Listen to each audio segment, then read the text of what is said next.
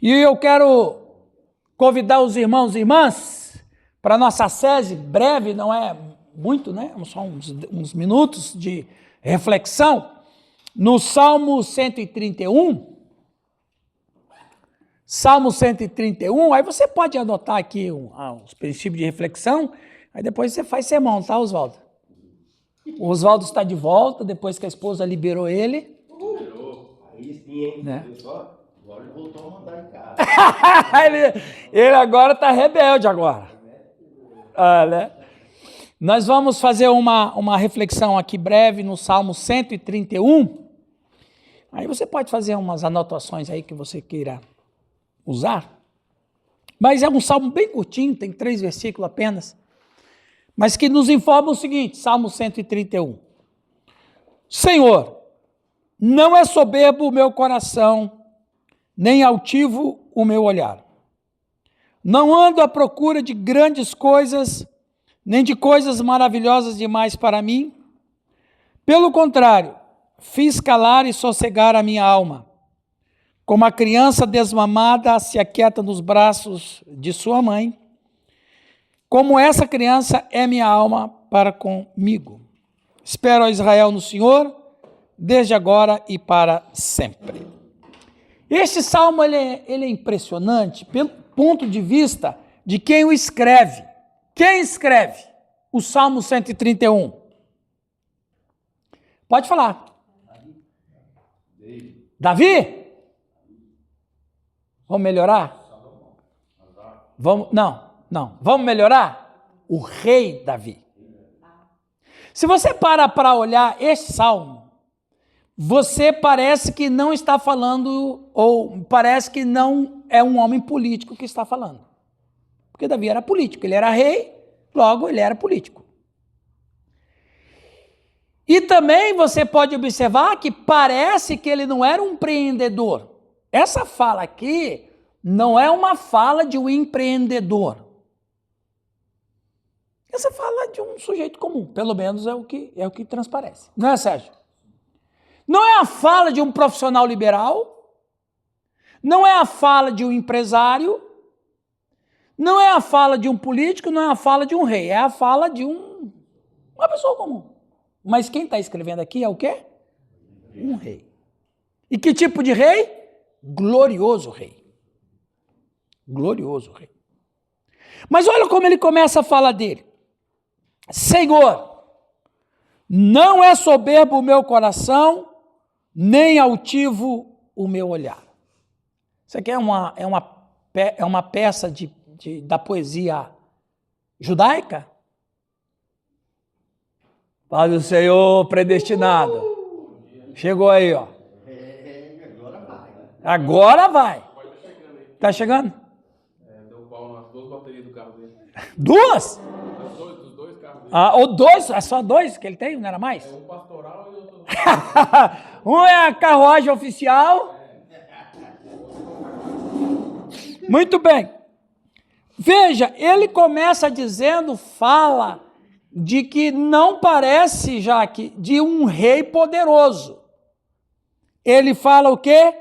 Não é soberbo o meu coração, nem altivo o meu olhar.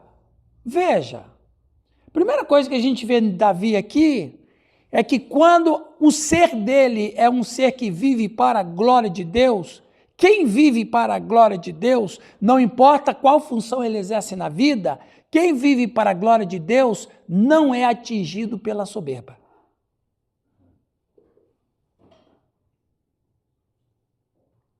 Quem é o mais sábio dos homens? É aquele que não se deixa dominar pelos louros da glória. Porque Davi poderia chegar, Romualdo, e falar assim, sou bom mesmo, hein? Olha o que eu fiz. E Davi construiu uma cidade.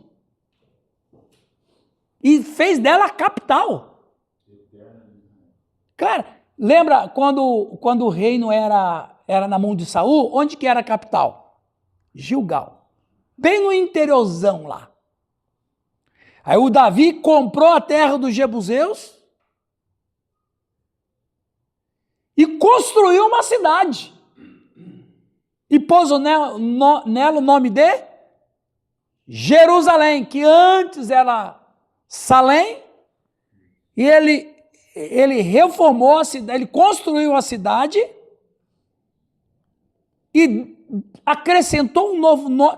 Fantástico, Davi é fantástico. Aumentou as divisas do país, conquistou nações vizinhas, estabeleceu novos impostos. Veja, ele engrandeceu territorialmente a nação, ele enriqueceu os cofres do palácio, e claro que as finanças do país eram absolutamente... Era um país próspero, era um soldado, um comandante militar que não conhecia derrota, era um camarada que era admirado por todos, era admirado pelo seu povo e era respeitado pelos seus inimigos, e um cara desse, em plena consciência, diz o quê? Eu não sou orgulhoso. Meu Deus do céu. Não tem soberba. Total humildade. Por isso, Raquel, que a gente parece que não está falando de um homem grande, que ele era. Está falando, pensa que ele era um cara comum, um cidadão comum, um operário. Não. Então, irmãos, quem decide viver para a glória de Deus, ele nunca é atingido pelo orgulho. O pastor que tem a sua vida para a glória de Deus, ele não é atingido pelo seu orgulho. Ele vê o ministério crescer, ele vê o ministério se expandir, ele começa a tomar conta da asa leste da cidade. A igreja vai aumentando, vai reformando o templo, vai deixando o templo mais bonito. E o neto vai crescendo. Mas aí o que ele fala? Não sou eu que faz, é Deus quem faz. Aleluia. Não sou eu que meto a mão, é Deus que dirige a minha mão. Aleluia. Então, quando qualquer pessoa que vive para a glória de Deus, professor, empresário, seja qual for a área, pode ser um motorista, pode ser seja qualquer coisa que a gente faça, a gente pode prosperar, qualquer coisa. Um construtor, um vendedor, qualquer função, qualquer um. Quem trabalha com internet, com linha de telefone, qualquer um. Ar-condicionado, qualquer um. Se ele faz daquilo algo para a glória de Deus, ele vai ter prosperidade no que ele faz e o coração dele não vai ser contaminado com orgulho. Por quê? Porque o alvo maior dele é a glória de Deus. Chegou quem faltava, hein? Agora vai. Agora vai. A unção apostólica chegou. E perdeu o lugar, hein? Olha lá. Teu diácono já tomou o lugar. Viu? Por você pediu tanto, eu estou fazendo. A SESI. Depois você olha lá no meio. Salmo 131. Vamos rapidamente, eu poderia falar mais coisas aqui. Então, se você, como pastor, como profissional liberal, como funcionário, como qualquer coisa que você faça na vida, se você faz o que faz para a glória de Deus, você vai ter prosperidade e o teu coração está guardado de orgulho e vaidade. Porque, pessoal, eu vou falar da minha categoria. Que tristeza é ver quando alguns pastores ficam se regozijando quando as pessoas procuram ouvir as migalhas de seu pensamento sobre qualquer coisa. Que tristeza. Que tristeza. Então, não vamos ceder para a soberba e também para a altivez. Tá? Segundo aqui, rapidamente, aqui é fantástico.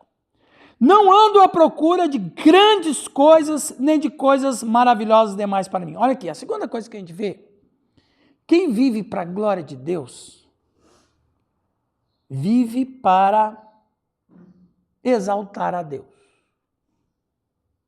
Olha o que ele fala. Um rei como ele procura coisas grandes? Procura. Um rei poderoso como ele quer novidades? Sim. Aliás, não sei se vocês sabiam, mas foi com Davi que começou a tecnologia, sabia? Ele era um homem tecnológico. Isso aqui eu vou esperar o Fernando chegar, porque ele é da tecnologia também. O rei Davi era um homem tecnológico, sabe por quê? Porque ele saiu da fase da idade do ferro para a idade do bronze. As armas que Davi começou a fabricar eram armas tecnológicas. Muito mais top. Os inimigos vinham com espada de ferro, ele ia com a espada de bronze, meu. Quer dizer, Davi foi um rei tecnológico, meu. Ele foi a mudança de ciclo. Ele queria as coisas grandes? Claro que ele queria. Gente, quem não pensar, quem não planejar, quem não projetar coisas grandes, nem deve viver. Mas veja que ele diz: não anda à procura de grandes coisas, nem de coisas maravilhosas demais, para mim. Mas ele, veja, ele andava à procura de grandes coisas e de coisas maravilhosas demais para Deus. Olha que impressionante essa fala dele. O pastor, então hoje o pastor tem que ser atual. Então. Ele tem que ser sempre. Tem que se renovar. Tem que ser renovado. Cheio do Espírito. Pentecostal. E tem que dizer aleluia. Reformado falando em mim. Falando, é verdade. Então veja, a segunda questão que a gente olha aqui é que quando uma pessoa vive para a glória de Deus, tudo que ele faz é para que Deus seja glorificado. Olha aqui, ó. Preste atenção comigo. Se Davi for o melhor rei, quais são as consequências dele ser o melhor rei? O povo vai ser beneficiado e Deus vai ser glorificado. Ele ganha de duas coisas. Então, se a gente for o melhor pastor, eu não quero ser um pastor a mais. Eu não quero ser um professor a mais. Eu não quero ser um presbítero a mais.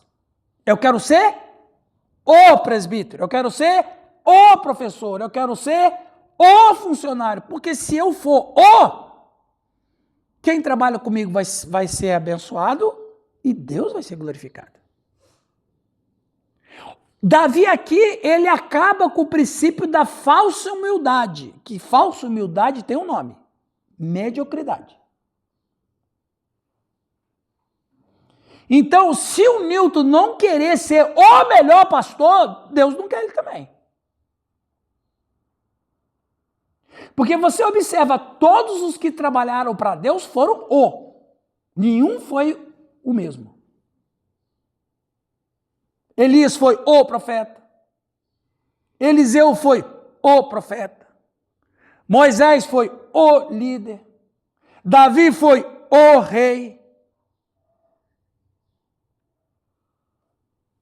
Mas quando eles foram o povo foi abençoado e Deus foi glorificado.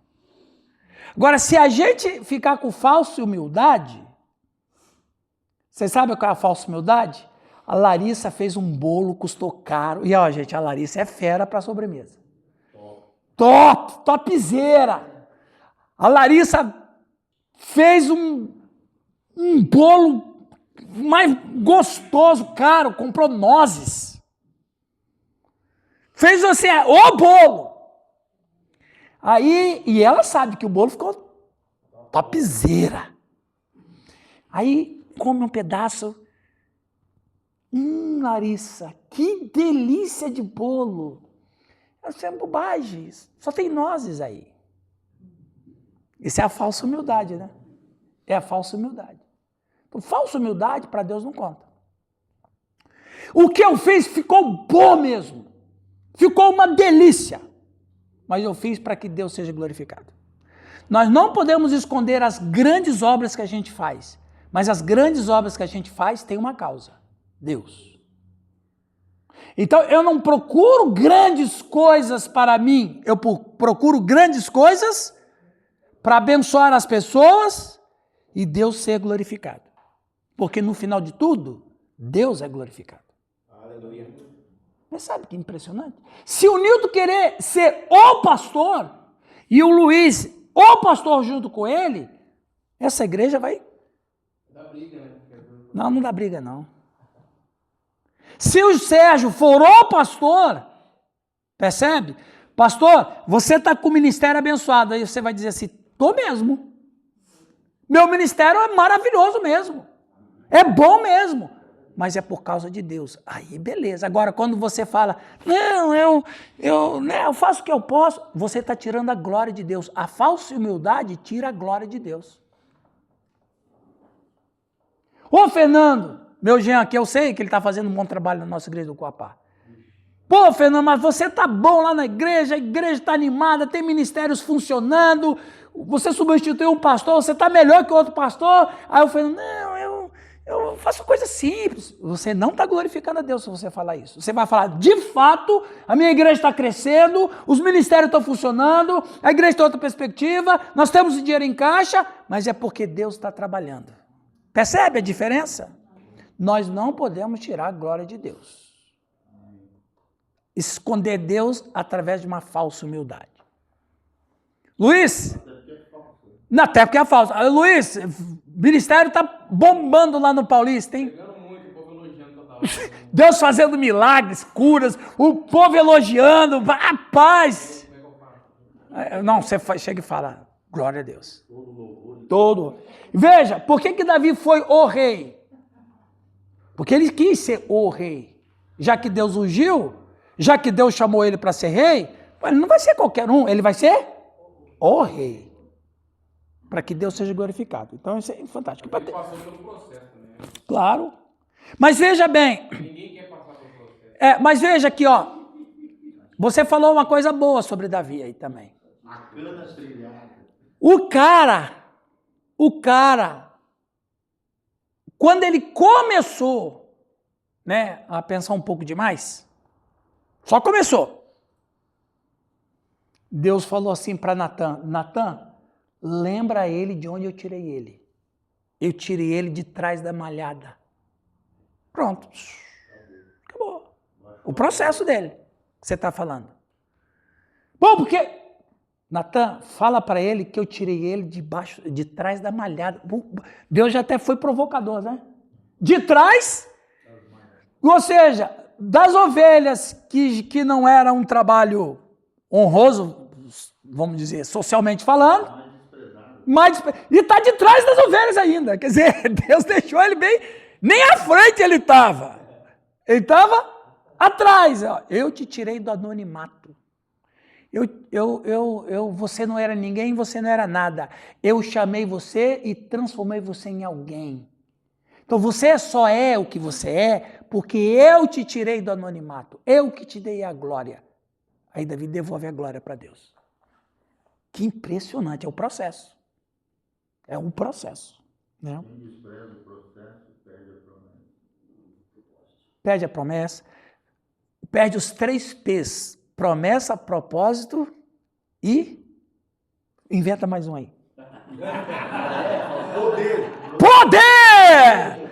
Poder! Rapaz, vou pregar todo mundo. Os 3 P's, é isso.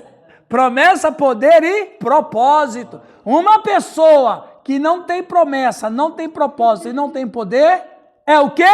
Uma ameba. Só uma ameba que não tem propósito, poder... E nem nada. E vamos terminar aqui, que a gente tem que entrar no nosso assunto. Tá bom a nossa sese aí? Vamos fazer toda quarta uma sese. Tá. E o último.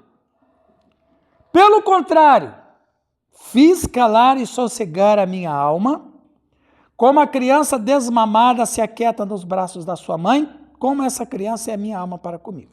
E a terceira questão que, com uma pessoa que vive para a glória de Deus, ele não é atingido pela ansiedade. Ele não é soberbo.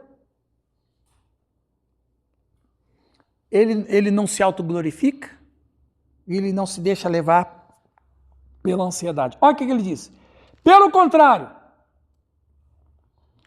Por quê? Porque quem quer fazer coisas grandes para si não tem sossego. É o cara que tem que inventar sempre uma coisa nova.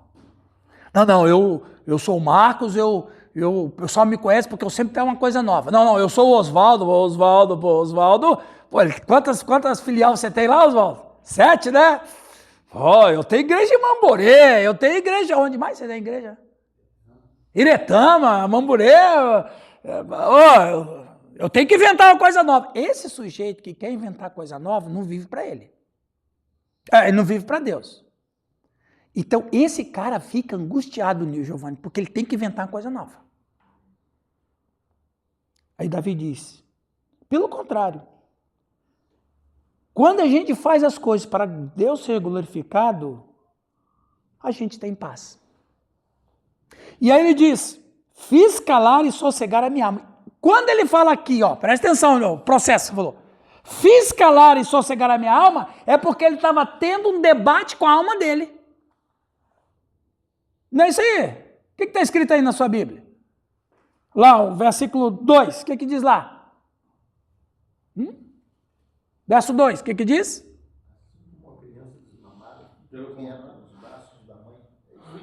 O comecinho lá do verso 2. Versículo comecinho. Então, se ele fez calar ou se ele fez sossegar a alma, é porque ele teve um debate consigo mesmo. Porque se ele fez calar a alma dele, é porque ele estava conversando. Hã? Porque te abate, é o diálogo dele com a alma. É o diálogo do rico com a alma. Fica quieta, alma, você tem muitos bens. A gente conversa com a nossa alma, essa é a questão. Davi conversou com a alma dele, debateu com a alma dele e falou assim, você está errada. É aqui o processo, você falou. É o cara querer o orgulho aparecer. Natan diz, Deus mandou dizer que é para você lembrar de onde ele te tirou. Aí ele debate com a alma dele, você está errada. Deus é que tem que ser glorificado, calma lá. E quando ele entendeu isso, propósito, que Deus é o propósito final das nossas vidas, aí ele ficou em paz. Como uma criança desmamada, ou seja, uma criança que não precisa mais do leite materno, ela é autossuficiente. Mas ela sempre volta para o colo da mãe, porque ele nunca pode esquecer de onde ele veio. Eu falo recém-amamentado. Fica procurando. Uma criança demonstra despreocupação também. Totalmente. Deus está no controle. Deus está no controle. O Alan Tozer, nos livros dele, ele até usa um conceito chamado que a nossa fé deve ser como de uma criança. Sim. Uma criança se lançando nos braços do pai, Sim. na beira de uma piscina e tal. E ele cria um conceito que eu achei fenomenal. Eu fiz uma meditação sobre esse assunto, que chama credulidade infantil. Uhum. É justamente isso, essa confiança plena, total, de confiar. Mateus 18,6, Jesus disse isso. Né? Aqueles pequeninos que creem em mim, micros do grego. Então veja, eu vou descansar minha alma. Então, gente, o pior cansaço que alguém pode ter na vida é a alma cansada. A alma cansada é uma alma que não tem paz. Pior coisa é um pastor com a alma cansada. E outra, uma alma cansada, não porque ele luta espiritualmente, é porque ele luta consigo mesmo no sentido de que ele quer uma coisa e Deus está falando para ele não fazer aquilo. Mudar o propósito da vida. Amém, meus irmãos? Glória a Deus.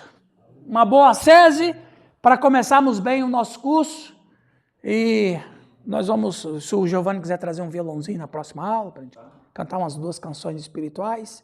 E daí nós vamos entrar no nosso tema, que é Deus. Vamos orar? Antes, temos aqui um convidado do apóstolo Newton, não é isso? Isso, Ramiro. Ramiro, que veio do Paraguai.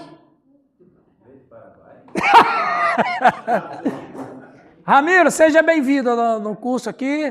Está entre irmãos, entre família, viu? Alguns não estão aqui por viagem. Você vai conhecer outros irmãos, né, nas próximas semanas. Vamos orar. Senhor nosso Deus, obrigado pela tua palavra nesta manhã, que vem nos orientar naquilo que a gente tem que viver.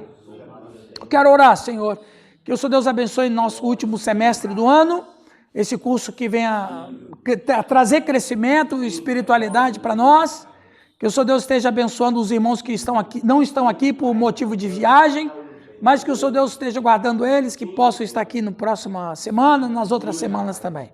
Abençoa o Ramiro, que está conosco pela primeira vez. Que o Espírito Santo esteja abençoando a vida dele, ó Deus. Abençoa-nos em nome de Jesus. Amém. Muito bem, nosso tema desse semestre é a história de Deus, das pessoas que Ele ama e do mundo do qual Ele nunca desistiu. Por que nós vamos trabalhar isso? Porque a gente vive em torno desse assunto, né? Então, para mudar um pouco a exposição bíblica, trabalhando mais essa questão de Deus. Nós vamos falar sobre Deus, vamos falar sobre a criação, vamos falar sobre o homem. Nós vamos tratar esses assuntos até o final do semestre, ou até no final de novembro, com propriedades, para que a gente possa, de fato, começar a ter noção de quem é Deus. Bispa Delma, quem é Deus na sua concepção? Deus é tudo, é? Eu vou chorar se você falar isso de novo. Ok? Sérgio, Janiane, quem é Deus para você? Eterno. Aham. Inexplicável. Oswaldo, você que é um representante da Assembleia de Deus aí entre nós aí.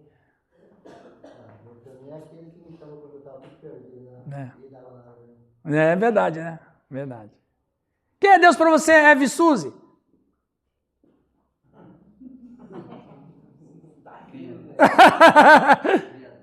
Meu Deus é Criador, Salvador.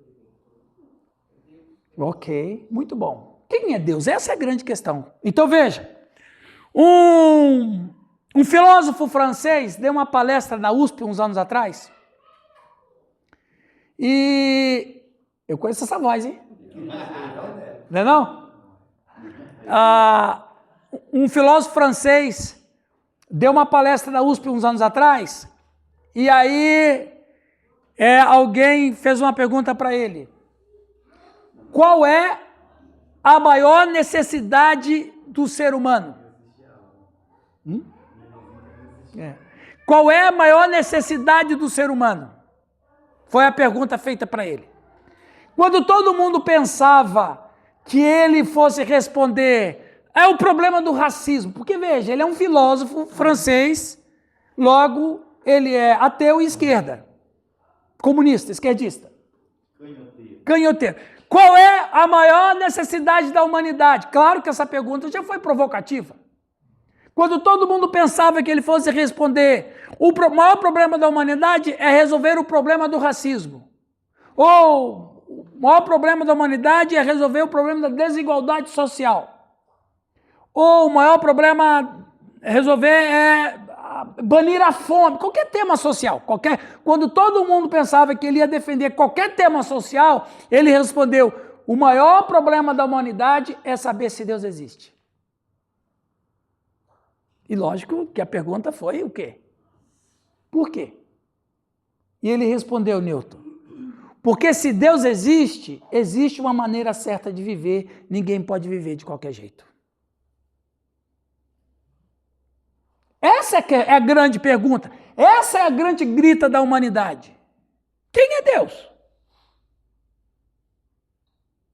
A Delma disse que é tudo. Sérgio disse que é eterno. A Su, inexplicável. Su diz que é o Criador, o Salvador.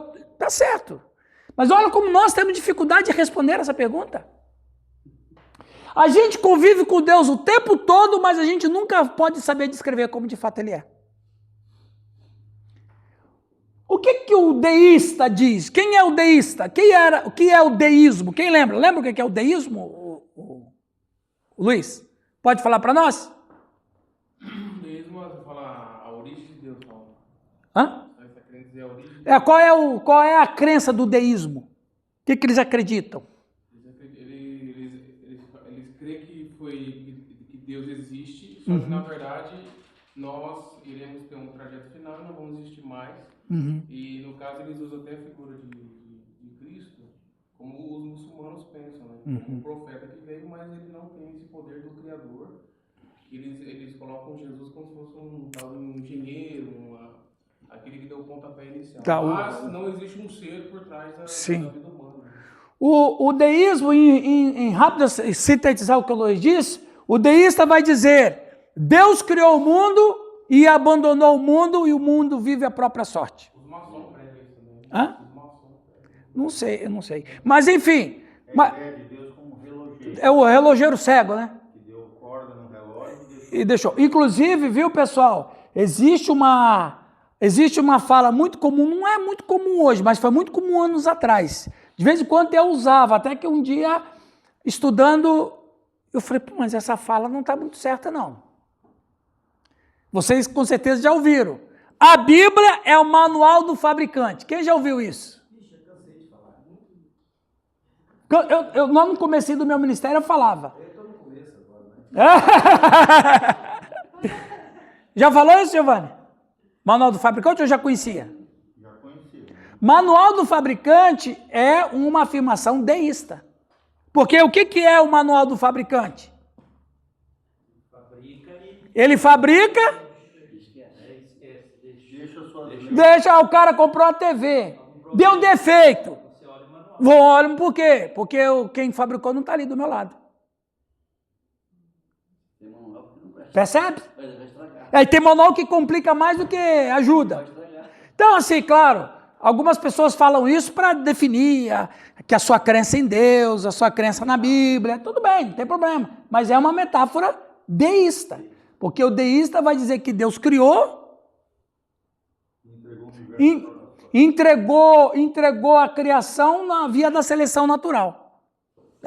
O deísmo, ele é uma crença que surgiu no século XIX na Inglaterra, que quer explicar juntamente com o Charles Darwin, quando veio em 1859, o livro dele, A Teoria das Espécies, né? A evolução das espécies, e não é só, sabe qual é o título do livro? A evolução das espécies em detrimento do mais forte, eliminando o mais fraco. Esse é o título do livro dele. É comprido. Mas enfim. Então, como é que ele vai associar a descoberta do Darwin com a fé cristã? Aí surgiu o deísmo. Não, Deus criou, mas a própria seleção natural se envolveu. Então, o deísta, quando fala em Deus, diz o quê? O deísta vem e diz, sim, existe uma força cósmica, mas ele não se importa conosco. Quer dizer, ele juntou a coisa e está deixando funcionar, mas ele está fazendo outra coisa. Ele é indiferente, sem emoção, e está esperando que tudo acabe. Esse é o pensamento deísta sobre Deus. É que da base é os gnósticos, né? Isso. Os islãs são assim, etc, né? O fatalista disse, Deus é um brincalhão que pregou a maior peça em nós. Vida, existência sem sentido. E ele nos manipula e ninguém tem livre-arbítrio. Esse aqui é o fatalista, é o determinista. É aquele que diz que tudo já está escrito, pré-determinado, e que, na verdade, nada vai fugir do que ele já pré-determinou. Esse é o fatalista, o pré-determinista, né? Nós somos grandes obras manipuladas. Deus é o grande manipulador da história. Essa é a resposta, se você pergunta isso para uma pessoa que crê nisso. Outros vêm e dizem, não, Deus é um tipo de avô glorificado, um Papai Noel celestial. Ingênuo, senil, indulgente, charoposo, sem convicções, que dá tapinha na cabeça de todos e diz, está tudo bem. Então ele é essa figura muito, um Deus bonzinho, que no fim vai salvar todo mundo, e que fica falando para nós que tudo está muito bom, não tenha medo, tal. Esse é o ancião de dias. Algumas pessoas creem que Deus é isso aí, já ouviu, né? Mas quando você todo mundo, é todo mundo no mesmo lugar, né? Ele usa isso aí, né? Aí que eu falo assim, algumas pessoas falam bem assim, Deus não é pai, Deus não é padrasto, Deus é pai. Deus é pai, não é padrasto. Então, essa é a fala dessa turma que pensa que Deus é assim. Deus é pai. Hã? Universalistas e tal. Então, Deus é esse ser assim. Enfim. O panteísta, esse aqui é o Baruch Spinoza, o panteísta vem e diz, não, Deus é a essência de tudo. O que é o mesmo dizer Deus não é nada. Então o panteísta vai dizer que a flor é Deus, a pedra é Deus, a mata é Deus, o animal é Deus, tudo é Deus. Por isso que fala panteísmo, de panta, grego, tudo. Todas, ou tudo, conforme o contexto. Então tudo é Deus. Isso é o panteísta. E a gente às vezes tem que ter cuidado com isso. Porque às vezes a gente quer dizer que Deus é o Criador, e Ele é o Criador. Não, Deus Ele, olha, está presente numa folha, isso é panteísmo. Deus é o Criador, mas essas coisas lembram um Criador, mas Ele necessariamente não está nessas coisas. Ok? Essas coisas revelam Deus. O pastor também baseia também todas as religiões, se chega ao mesmo Deus. Todos os caminhos levam a Deus. Hã? Não. Quando você falou Deus é tudo, no sentido de caráter.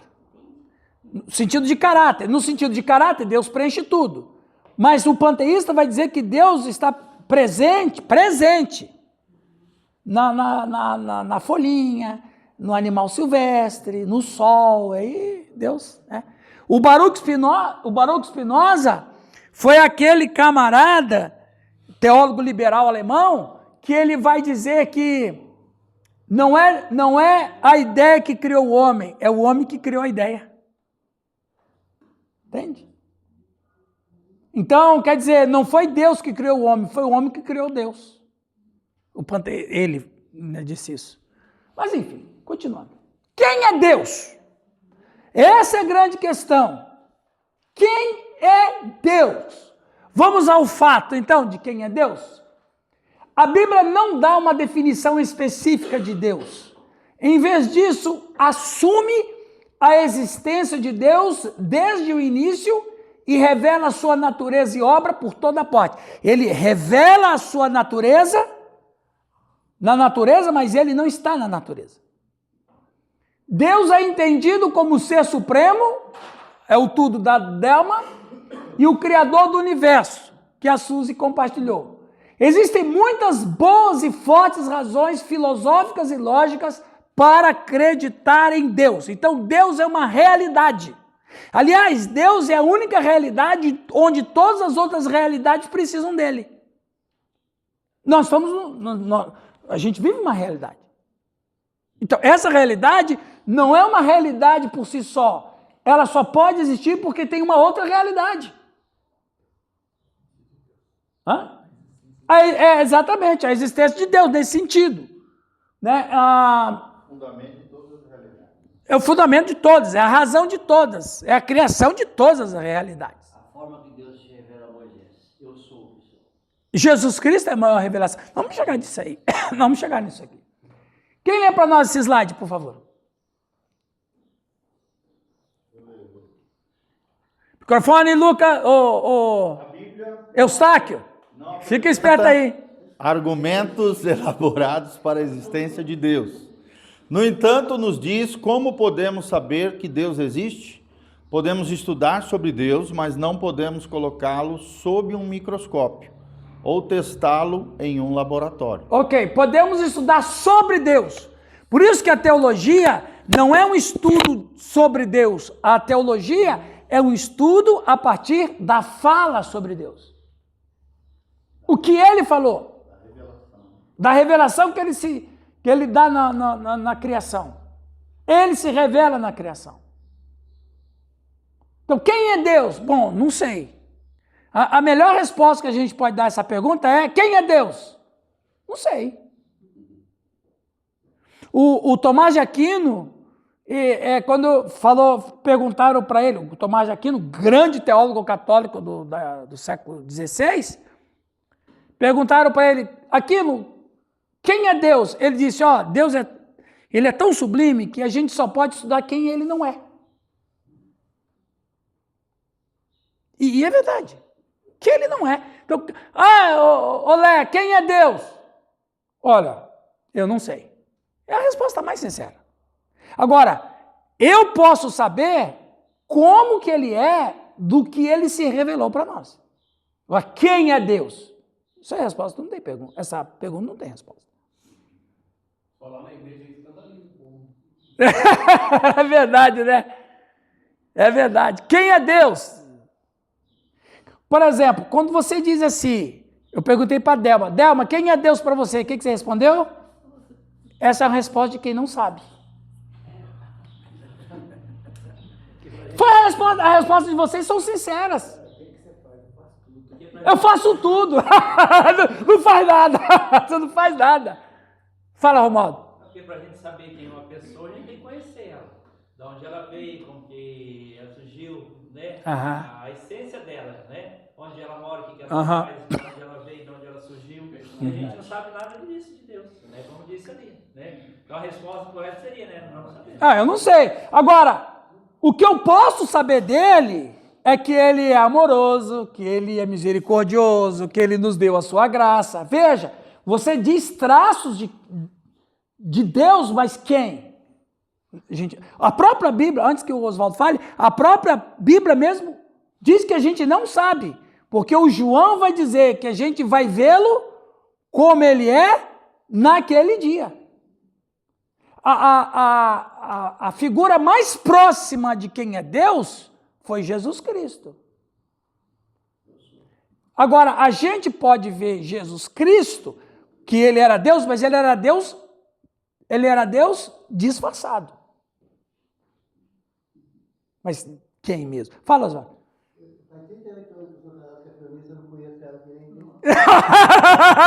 É verdade, né? Então, não, o pior, você tá com, Oswaldo, você tá com o quê? 60 e? Quantos anos? 60 e quanto? Ô, louco. Olha que coisa mais louca. Isso aí, as psicólogas aí. Você chega e fala bem assim. Você chega para uma pessoa e fala bem assim, presta atenção, hein? Pelo menos a maioria das pessoas vão responder assim. Você chega para a pessoa e fala bem assim, quem é você? O que ele vai dizer? De redação de vestibular. Quem é você? O que a pessoa vai dizer? Eu sou o Lucas. Não, eu não perguntei o seu nome. Eu perguntei, quem é você? Essa é uma pergunta que a gente não sabe responder. A gente só sabe responder essa pergunta quando a gente está em Cristo. Porque a gente só sabe quem é quando estamos naquele que é. Né? Quem é você? Eu sou a Suzy. Não perguntei teu nome. Eu perguntei, quem é você? Só tem um ser que sabe quem ele é. Deus. O resto, a gente só se supõe. A gente só se supõe. Percebe? A gente só se supõe. É uma pergunta difícil de responder. Eu não conheço a Clenice, eu estou casado com ela há 38 anos, eu não conheço a Clenice. Nem ela se conhece. Ninguém se conhece. Você fala assim, puxa, Giovanni, pai, eu nem conheci você, cara, você falou aquilo para aquela pessoa. Aí o Giovanni vai falar, nem eu sabia que eu podia falar aquilo. Eu não te reconheci, o cara fala, mas nem eu mesmo. É verdade, a gente não se conhece.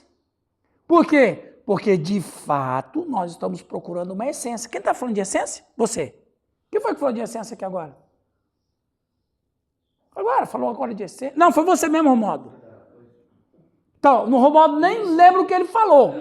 Agora, se ele nem lembra o que ele falou 3 minutos atrás, se ele nem lembra o que ele falou 3 minutos atrás, ele vai saber quem ele é, meu? Ele só sei que nada sei. Só sei que nada sei. É filósofo, mano. Então, na verdade, todo mundo procura uma identidade. É que a Fumou um brau. Acontece alguma coisa, nós temos reações que não parecem ser. Exatamente. Muda, né? Perfeito, perfeito. Então, a Bíblia não apresenta argumentos elaborados para a existência de Deus. Qual é o primeiro versículo da Bíblia que fala sobre Deus? Primeiro, Gênesis 1. O que a Bíblia diz? No princípio criou Deus. Bereshit bara Elohim, né? No princípio criou Deus. Vamos falar muito disso. Não sei se hoje, mas a gente vai falar disso ainda. Sim. Então só tem teologia porque Deus falou primeiro. Só. Sem isso não tem. Exatamente. Ele nos amou primeiro, ele se revelou primeiro, ele se deu a conhecer primeiro de seus atributos, não dele mesmo, a gente não tem condição. Como diz aquele hino 120, não, hino 96 do cantor cristão. Ó, o coraçãozinho batista agora, hein? Ó, outro batista aqui, ó. O hino 96 do cantor cristão. Se no cego o sol ardente, quando o viste em seu fulgor, quem dirá aquele que do sol é criador? Nem Adão, como é que fala? Antes mesmo de pecar. Nem Adão chegou a vê-lo antes mesmo de pecar. Então, esse hino é muito interessante e é filosófico, né? Então, a Bíblia não apresenta argumentos elaborados sobre a existência. A Bíblia já começa dizendo Deus fazendo. No princípio criou Deus os céus e a terra. Então, o primeiro versículo que fala sobre Deus é Deus fazendo alguma coisa. Então, ele não se autoexplica. Ele não vai dizer, não, ele já começa com Deus. Então, qual é a primeira imagem que a gente tem de Deus? É ele fazendo. Ora, Não precisa provar. não, ele já... É como eu já falei uma vez, veja bem. Eu escandalizei o Giovanni quando eu falei a primeira vez, depois ele entendeu. A Bíblia não fala sobre Deus. A Bíblia fala sobre o homem. Por isso que a Bíblia, por isso que Deus não se autoexplica na Bíblia. Porque a Bíblia não foi escrita para falar sobre Deus. A Bíblia foi escrita para falar sobre o homem. E na Bíblia o homem descobre como que pode conhecer a Deus. É ao contrário. A Bíblia explica o homem, mas não explica Deus. Isso é muito importante. É importante frisar isso aqui. Por quê? O louvor do preto no branco. Ninguém explica. Não, nesse sentido, não, explicar Deus, a gente não pode explicar Deus, mas a gente pode aprender o que ele deixou de si na Escritura. Deus mesmo não. Sim, Oswaldo. A gente faz Deus só uma questão relativa, né? Porque na absoluta está perdendo ainda. Relativo que é Deus é amor, Deus é... A gente aprende, o que Deus se revelou de si na Escritura é o que nós podemos ter a capacidade de compreensão, e ainda tem dificuldade, que são seus atributos, que a gente tem dificuldade ainda. Então, a gente só vai conhecê-lo quando a gente estiver naquele dia, como João diz em João 3. Exatamente, não temos condição de conhecer Deus hoje. O Moisés pediu para ver a Deus, e Deus falou o que para Moisés? Lá em Êxodo. Olha pela fenda da rocha. Você, nenhum homem que me vê viverá. Mas eu vou deixar passar diante de ti só a minha glória. Uau, só a glória. E pela fresta ainda. Você não vai me ver, a gente vai ser dissolvido. É aquela história que eu já falei, né? Por exemplo, quando você está lá no culto, lá na assembleia, lá pegando fogo na caixa d'água, fala nisso, você nunca mais pregou lá, né? Você sabe por que você nunca mais pregou? Você foi desqualificado. Como é que você vai pregar na igreja do Oswaldo sem paletó e gravata, rapaz? Camisa xadrez, tênis, cano longo. Aquela foi boa. Ai. Nunca mais de jabô. Não, e barbuda ainda, para piorar a situação, né? Aí acabou. Né? Aí quando o Oswaldo está lá no culto dele lá, pegando fogo para todo lado, labareda para todo canto, girando e tudo, e pá. Aí você vai falar assim, Deus está presente no culto do Oswaldo lá? Com Claro que está. Mas a grande questão é como? Deus só pode estar lá no culto da igreja do Oswaldo de uma maneira disfarçada. Porque se Deus estiver presente mesmo, o povo cai de joelho. Se Deus adensar um pouco mais a sua presença, o povo cai desfalecido no chão. Se Deus adensar um pouco mais a sua presença, a gente perde o sentido. E se Deus adensar com força total a sua presença, nós somos fulminados. Tem até um livro chamado Deus Disfarçado. Um teólogo. Pode ser. Então, quer dizer, Deus só pode estar presente nos nossos cultos de maneira disfarçada. Daí o Lutero dizer,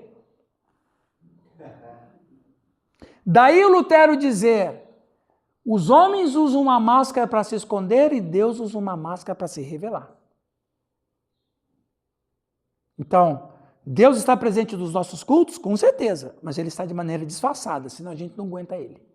E o louvor pede para derramar glória na igreja. Tem gente, pai, Luiz, você falou uma coisa boa, tem louvor que a Trindade olha e diz assim, a segunda pessoa da Trindade, que está sentada à direita de Deus, fala bem assim, perdoe-lhe, eles não sabem o que falam. E quando fala bem-vindo, Espírito Santo, daí como é que faz? Não, isso não é problema. O problema é o cara falar assim, derrama teu poder aqui. O cara está querendo morrer? Ainda bem que tem o Espírito Santo para traduzir. Daí tem o Espírito Santo ainda que intercede. Fogo consumidor! Cara, tem coisa que a gente canta e você não sabe o que você está cantando, meu. Derrama fogo dos céus na igreja. Derrama fogo do céu. Dos céus aqui. Tem. Fogo consumidor. Eu quero ver. Tem uns que dizem, eu quero ver o teu poder. Meu, você está querendo morrer? Derrama tua Shekinah. Até que a Shekinah vai, porque a Shekinah é uma fumacinha, né? Aliás, está na hora de você colocar uma Shekinah lá no Paulista já, né? Não, o irmão não gosta. Ah, não gosta? Lá na oitava tem o Shekinah? Vai colocar lá? Não. Na primeira tem. A igreja tradicional. Na primeira tem o Shekinah. A gente é bem moderado. Então veja, tem certas coisas que o povo de Deus canta que nem sabe o que está cantando. Se parar para pensar, você está pedindo para Deus te matar. Nem palma de baixo lá dentro. É. Ok, pessoal? Ok, Suzy? Tá indo bem para vocês aí? Top. Deus está analisado. Imagina. Opa. Em vez disso, começa com a declaração simples e majestosa de que, no princípio, Deus criou os céus e a terra. Este ponto de partida fundamental da revelação de Deus de si mesmo é o que devemos abraçar se quisermos conhecer a Deus e o fazemos pela fé. Então, o fato da existência de Deus é tão evidente, tanto através da criação, quanto através da consciência do homem, que a Bíblia chama o ateu de tolo. Salmo 14:1.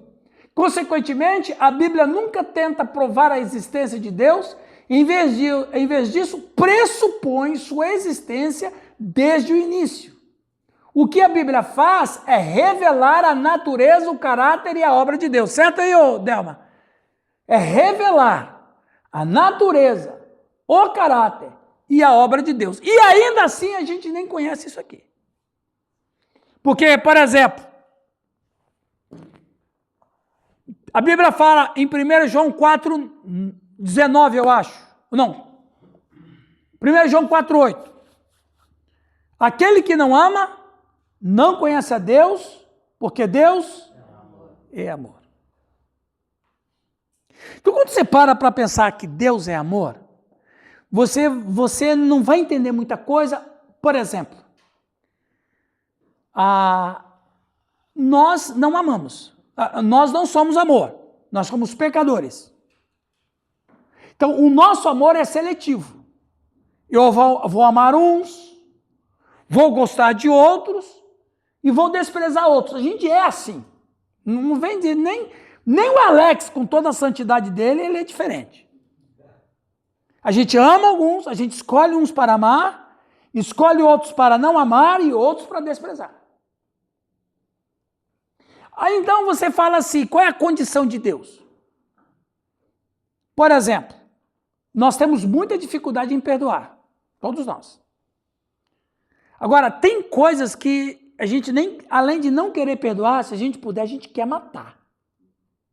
Quando você vê um estrupador de criancinhas, a gente quer matar o cara. O senso de justiça humana é corrompido. Porque esse meu ato de querer matar um estuprador não, é porque eu estou com ódio. Eu estou revoltado. Mas aí você fala bem assim, mas Deus perdoa um estuprador. Aí você fala assim, como que Deus pode perdoar? Esse é o problema nosso, a gente não entende Deus mesmo. Porque Deus é amor, Ele não pode não amar. Entendeu, Raquel? Ele não pode não amar. Não tem, ele não pode dizer, eu não amo um assassino. Ele é amor. Ele é amor. Então, eu tenho dificuldade de entender isso em Deus, porque eu não consigo isso. Eu não consigo perdoar tudo, e mesmo que eu vou perdoar alguém, vai levar um tempo para me perdoar alguém pelo que ele fez para mim. Deus perdoa instantaneamente e dá nova vida instantaneamente. Então, nós temos dificuldade com isso, irmãos. Então, a gente tem dificuldade de revelar, a gente pode até conhecer, a gente conhece a natureza de Deus porque Ele se revelou, a gente conhece o caráter de Deus porque Ele revelou, a gente conhece a obra de Deus porque Ele revelou. Eu saber dessas questões é fácil, a dificuldade é entender isso. Isso que eu não entendo. Vocês estão me entendendo? Então, Deus não é uma matéria fácil da gente colocar no coração do povo. Porque a gente nem consegue colocar no nosso coração. Quantas vezes pastores fazem coisas, por exemplo, quantas vezes pastores fazem coisas desconsiderando a natureza de Deus? Muitos. Talvez alguém aqui já fez isso. Agir de maneiras que no fundo você sabia que Deus não agiria. Por exemplo, vou dar um exemplo bem comum. O Newton sabe disso que eu vou dizer, o Giovanni também. Talvez aqui todos nós. Pastores que perseguem outros pastores. Não tem. Ah, que bom que você não conhece isso aí. Pastores que ele tem um pastor junto com ele, né, Sérgio? Lá na Batista, né? Ele tem um pastor junto com ele, e esse pastor é mais querido do que ele. Aí o que ele faz? Começa a tesourar. Mas quanto mais ele tesoura o cara, mais a turma quer o cara. Aí, então o que ele vai fazer com o cara? Mandar para a porta do inferno. Agora eu pergunto, um pastor que age dessa maneira, de fato, ele tem noção da natureza de Deus? Não, não tem. Fala de Deus, ensina de Deus, prega a palavra de Deus, mas não vive Deus. Tá, e tá mesmo.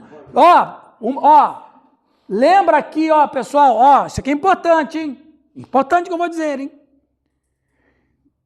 Nós, pastores e líderes, nós não devemos fazer as coisas para o Senhor. Ponto. Nilton, você está com o olho virado agora para mim, né? Vou repetir, Oswaldo. Nós não podemos fazer as coisas para o Senhor, porque as pessoas que fazem as coisas para o Senhor vão dizer para Jesus, em teu nome fizemos isso, fizemos aquilo. O que ele vai dizer? Não vos conheço. Mas como que a gente faz a questão? 1 Coríntios 15, 58. O que diz lá? Vamos deixar Deus falar? Mas o homem é uma... Por isso que eu tenho... Rapaz, essa assembleia é uma coisa de louco, né? Por favor, recita em grego para nós. Recita para nós, Oswaldo.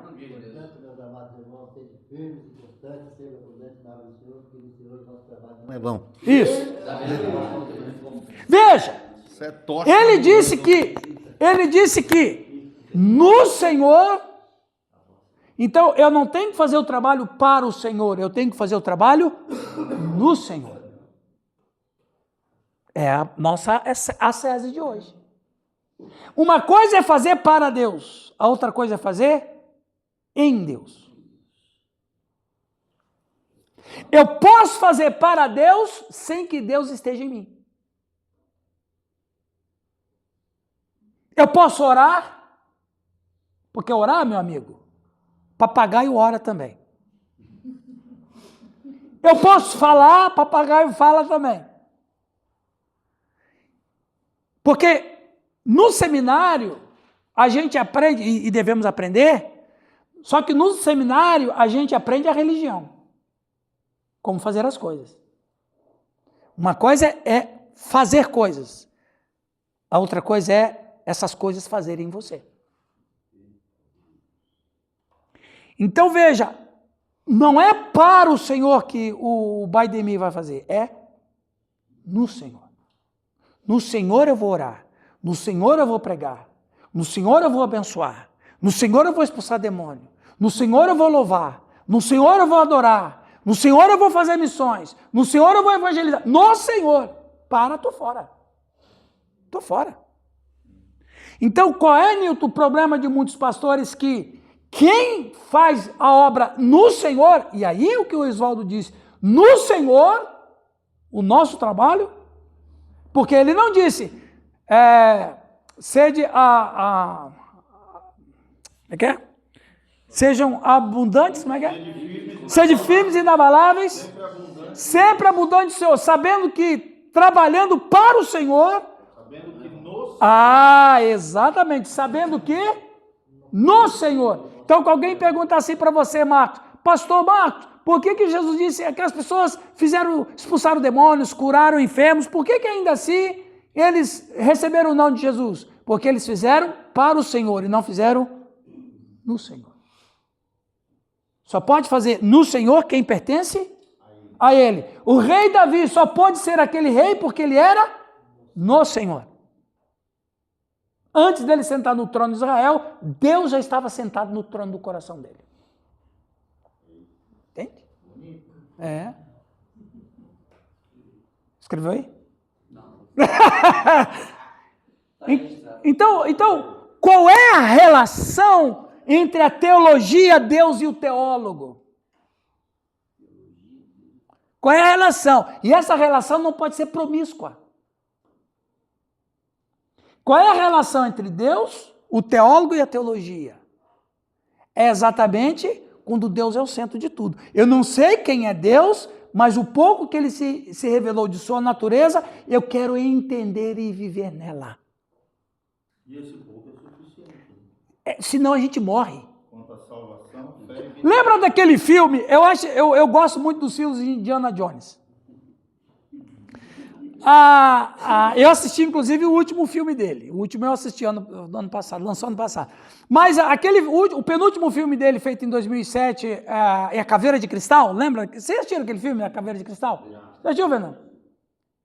Você não gosta de Indiana Jones, né? Ô louco. Pô, agora que você casou com a minha filha, você sabe que essas piadinhas, né? Assistia juntinho. Agora vem com essas piadinhas. Mas o filme A Caveira de Cristal é o seguinte, eles vão procurar uma caveira de cristal, que ela tem poder, e vai daqui, vai dali, assim, Giovanni? Aí eles acham a caveira de cristal, é uma caveira de um ET, só que ela é de cristal. Só que daí, eles vão, acho que no México, né, Giovanni? É no México, né? No Amazonas. É no Amazonas, você assistiu também, né? No México, no Amazonas, lá no Amazonas, eles descobrem uma caverna secreta, e nessa caverna secreta tem 7 ou 6 estátuas de ET, e só tem uma estátua que não tem a cabeça, que era aquela que ele tinha. Só que o malvadão pegou antes do Indiana Jones, né? É sempre assim, né? O malvadão pegou a cabeça, a caveira, e daí o Indiana Jones estava preso lá, né? Aí o cara colocou a cabeça, a última que faltava, aí ele ficou no centro da roda das estátuas de ET, e aí aquela cabeça que faltava irradiava conhecimento para quem juntava 7 cabeças, 8 cabeças, uma coisa assim. Aí ele começou, o raio entrou na cabeça dele, aí ele começou, nossa, quanto conhecimento, e foi, nossa, aí chegou uma hora que ele falou, o quê, Sérgio? Não, foi a parte final. É o spoiler, viu? Esse é o spoiler. É muito detalhe. Aí ele começou, chega, e o raio continuou, de conhecimento. Chega, eu não aguento mais, é sabedoria demais, é conhecimento demais, chega. A cabeça do cara explodiu. Mais ou menos. Esse filme é um entretenimento, claro, mas ele traz uma realidade que nós não suportamos um conhecimento total. Nós não temos condição, estrutura, lógica, racional. Paulo falou sobre isso, né? Que viu lá no terceiro céu. Exato. E aí você fala assim, não, eu estou pegando a linha do Giovanni. Não. O que Deus revelou de si para nós, mesmo que seja, como diz na literatura luterana, uma fagulha. O centelho, que acende o centelho da fé. A fagulha, a faísca que a gente sabe de Deus, a gente não entende. Como eu falei, acabei de falar do amor aqui. Então... Indiana Jones e o Reino da Caveira. O Reino da Caveira, né? 2008, né? Não, assiste esse filme, é muito legal. É muito bom esse filme. Você assistiu, né, Sérgio? Agora tem um 2023. Esse aí que eu assisti, esse é bom. Esse é o Chamado do Destino. É muito legal esse aí, muito bom. Ó, já que você citou o Tozer, eu trouxe ele por causa de você, Giovanni. Lê lá o que ele disse. O W. Tozer, um dos maiores teólogos do século. Ele foi muito maravilhoso. Como é Deus? Se por essa pergunta queremos dizer como Deus é em si mesmo, não há resposta. Se queremos dizer o que Deus revelou sobre si mesmo, que a razão reverente pode compreender, acredito que é uma resposta completa e satisfatória. A resposta que Deus deu a Moisés foi simples, mas muito reveladora. Deus disse a Moisés, eu sou o que sou. Por isso que é a pergunta que eu fiz para Delma, quem é Deus para você? É tudo, então você não sabe. Ninguém sabe. Chegamos lá, então, ó. Como é Deus, Luiz? Se por essa pergunta queremos dizer como Deus é em si, não há resposta. O que nós, pastores, fazemos nos nossos púlpitos? Só falamos de Deus, fagulhas de Deus. Quando fala, né? Porque geralmente Quando fala. Quando fala. o inimigo tá furioso. Quando fala. Exatamente, quando fala. Porque, na verdade, Fernando, se você aumentar um pouquinho a carga de conhecimento de Deus na igreja, o povo vai sair. Não entendi. Vai reparar. Semana passada você só uns 3 escandalizados. Eu ouvi um trecho. Que eu falei sobre o sábado, né? Eu ouvi um trecho, uma mensagem do pastor André Mendonça, conhece ele? Não, o juiz do STF? Ouvi pregando na igreja lá em Brasília. Texto de 20 minutos. Ele fez uma exposição bíblica maravilhosa sobre Jesus no barco. E ele não falou uma palavra difícil. Eu comentei com a minha esposa, o pastor falou com o Fernando sobre isso aí. Se incrementar demais no púlpito, as pessoas não vão entender. E ele estava pregando uma IPB, uma igreja eclética. Elitizada? Ele não falou uma palavra difícil, pastor. Foi 20 minutos de vídeo que eu ouvi, mas que coisa. Não usou as palavras que ele usa lá no tribunal. Não. Mas sabe o que é? O problema, viu, Sérgio? Sérgio, o problema não é uma palavra difícil, porque palavra difícil a gente nem deve falar no púlpito. Mas o conceito que eu estou falando. Se falar, explicar. Agora, se você quiser falar para elevar o nível cultural do teu povo, show. Mas é uma classe bíblica, uma classe de DVD. Não, melhor ainda. Agora, por que eu falando? Que o Luiz falou a verdade. Nós falamos rasamente sobre Deus, esse é o problema. A gente só fala o óbvio. Eu não estou dizendo que eu ou vocês falam óbvio. Nós, pastores, nossa categoria, a gente só fala o óbvio, cara. A gente não fala nada um pouco a mais. Se a gente fala um pouco a mais, os caras... O que ele quer dizer? Ou entra em parafuso. Por quê? Porque, na verdade, o nosso povo, em geral, a igreja brasileira, ela foi... Não consegue comer carne. É verdade, não consegue comer carne. A culpa é nossa. Está no leite ainda, né? Está no leite. E olha que o leite ainda engasga o cara. O Luiz falou bem, o leite ainda engasga o cara. Até porque o brasileiro não Ó, a média eu mandei, presta atenção, eu mandei, exato, se lê, eu mandei um parabéns para uma igreja que está fazendo aniversário em julho, eu estava olhando o meu, não, eu vi um cartaz de uma igreja renovada, não daqui da cidade, de outro presbitério. Aí eu preguei lá ano passado, aí vi um cartazinho da igreja que estava fazendo aniversário e tal.